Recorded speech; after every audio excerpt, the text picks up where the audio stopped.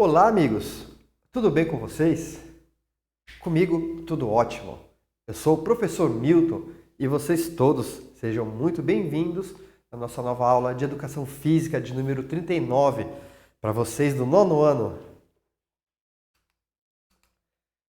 Bem, pessoal, hoje nós vamos conhecer a corrida de orientação. Ele é um esporte pouco conhecido no Brasil, além dos meios militares, mas ele já conta com interesse crescente da população e das mídias, né? Um esporte que coloca o jogador em contato direto com a natureza e que combina atividade física com estratégia e coloca os atletas em contato com o desconhecido e as irregularidades da natureza e do tempo. Corrida de orientação. Orientação, ele é um desporto reconhecido pelo Comitê Olímpico Internacional, né, o COI, onde o atleta, de forma individual, tem como objetivo percorrer uma determinada distância em terreno variado e desconhecido, tendo como obrigação, né, a passar por determinados pontos selecionados nesse terreno, chamados de pontos de controle, PC, e descritos, né, num mapa distribuído para cada concorrente. É utilizado o uso de uma bússola, sendo proibido o uso de equipamentos eletrônicos como GPS.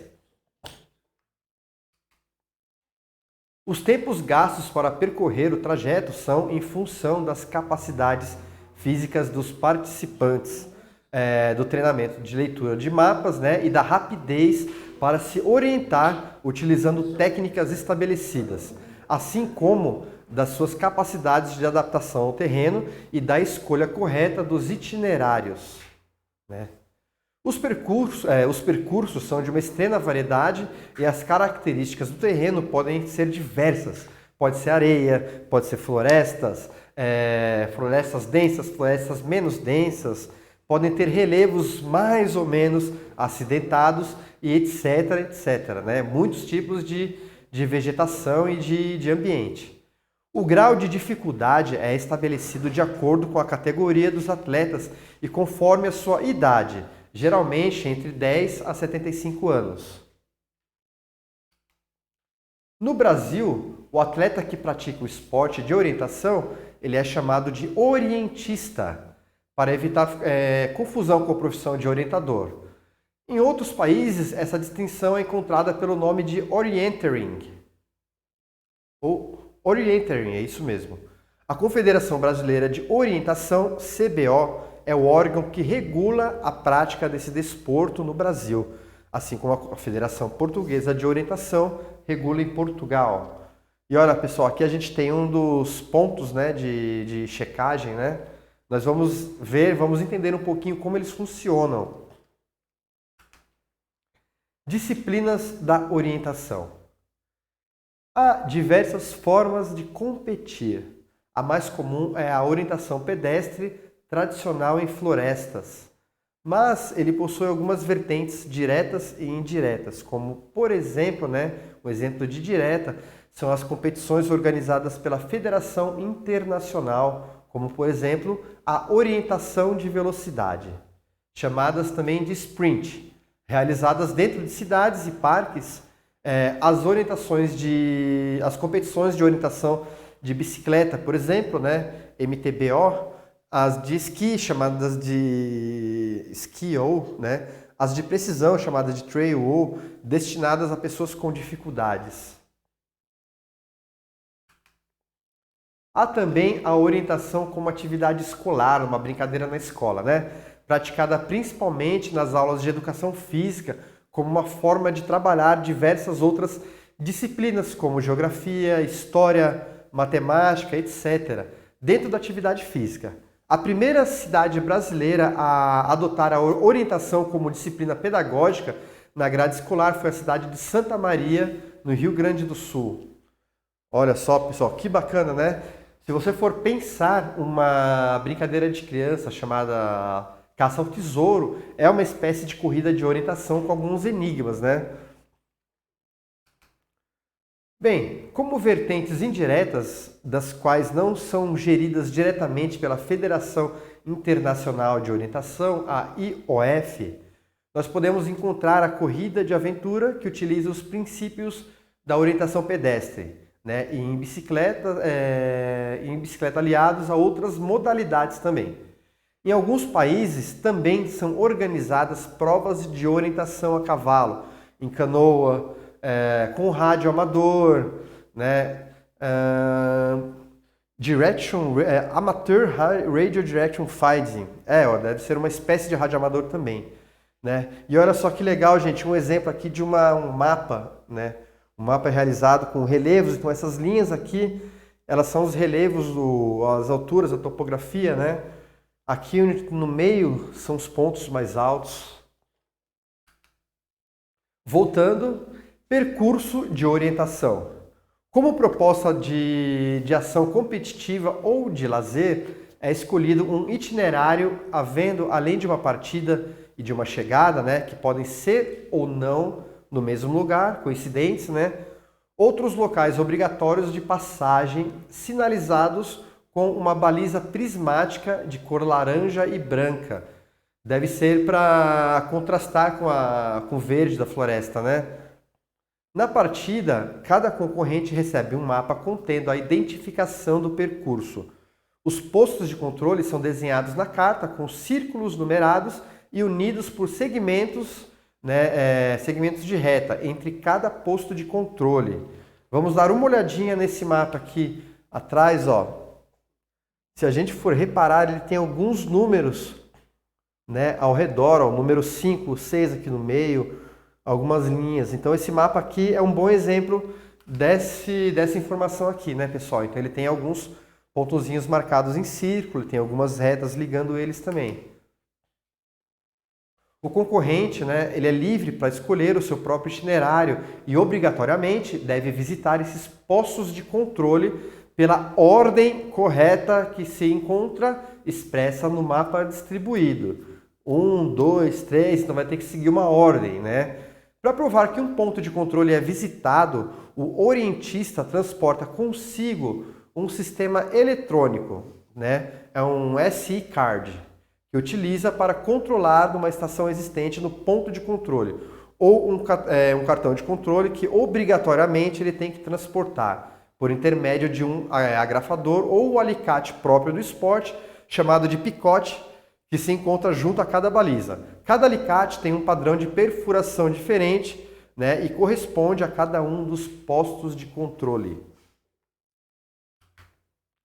Mapas.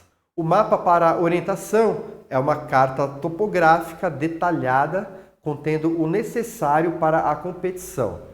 Deve se obedecer, né, a determinados requisitos como representar com maior fidelidade possível as condições do terreno na época da competição. Deve ser completo, deve ser detalhado, ser isentas de qualquer indicação que não sirva da finalidade.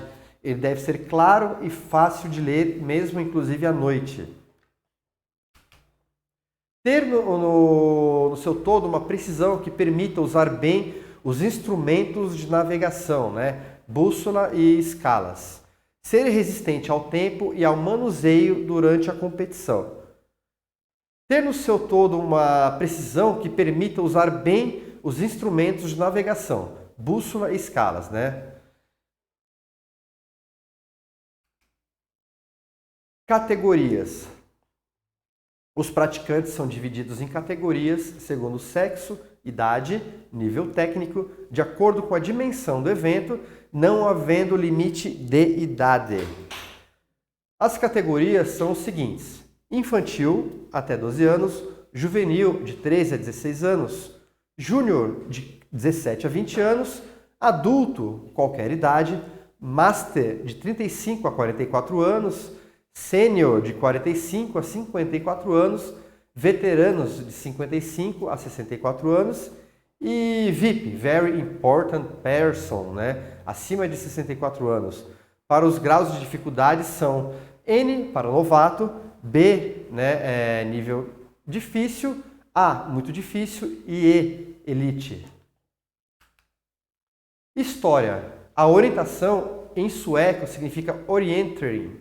Começou na Suécia por volta de 1918, né? Conta-se que um corredor de fundo matemático, considerando que o tempo gasto para praticar a atividade era um tempo perdido para a mente, ele resolveu começar a solucionar problemas de matemática enquanto corria. Esse gostava de ter a cabeça ocupada, né, gente?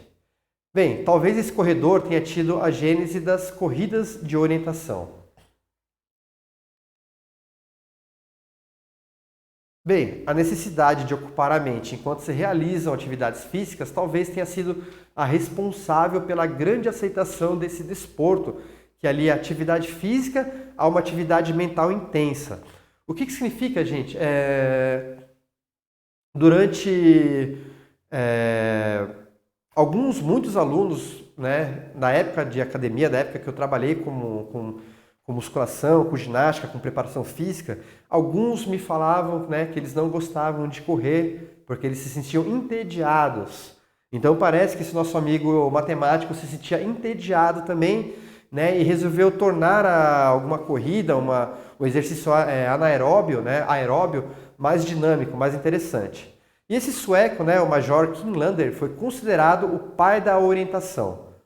Tá? Bem, em 1918, observando a queda dos concorrentes a corridas através do campo, né, o pessoal na Suécia, eles corriam pelo campo e o governo percebeu que eles estavam correndo menos, fazendo menos exercícios, né? Ele decidiu usar a natureza para motivar as participações nessas competições. Em 1922, realizou-se o primeiro campeonato distrital na Suécia e em 1937, o primeiro campeonato nacional nesse mesmo país de corrida de orientação. Os governantes suecos, né, percebendo da dificuldade desse desporto, oficializaram para que essa atividade fosse introduzida nos currículos escolares em 1942. Ainda hoje, a orientação é um dos desportos mais praticados na Suécia e nos restantes, né, dos países nórdicos. Em 1961 foi fundada, né, a Federação Internacional de Orientação, Federação Internacional de Orientação, durante um encontro em Copenhague. Quem quiser conhecer o site, né, é só clicar nessa imagenzinha. No ano seguinte foi realizado o primeiro campeonato europeu de orientação, que foi vencido pelo atleta norueguês, né, por um atleta norueguês, Magne Lisfad, e na parte feminina pela atleta sueca Ulla Lidkvist. Em 1965, o Conselho Internacional do Desporto Militar, em francês, Conseil International du Sport Militaire, organizou o primeiro campeonato de orientação militar. E aqui a gente vê, né, o pessoal preparando uma corrida, né, ou talvez realizando uma corrida. No Brasil, em 1971, o coronel Tolentino Paz, pioneiro da orientação, organizou as primeiras competições militares no Brasil. Em 1974, o desporto orientação foi incluído no currículo da Escola de Educação Física do Exército.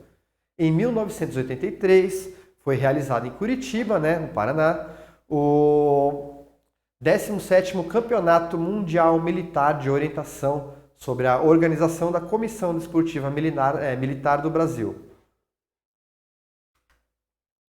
Bem, gente, e o que vocês acharam desse esporte? Alguém encara o desafio? Parece interessante e difícil, não é mesmo?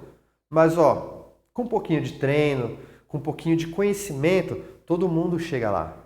Façam as atividades propostas para a aula de hoje, mantenham-se ativos e tenham uma ótima semana de estudos.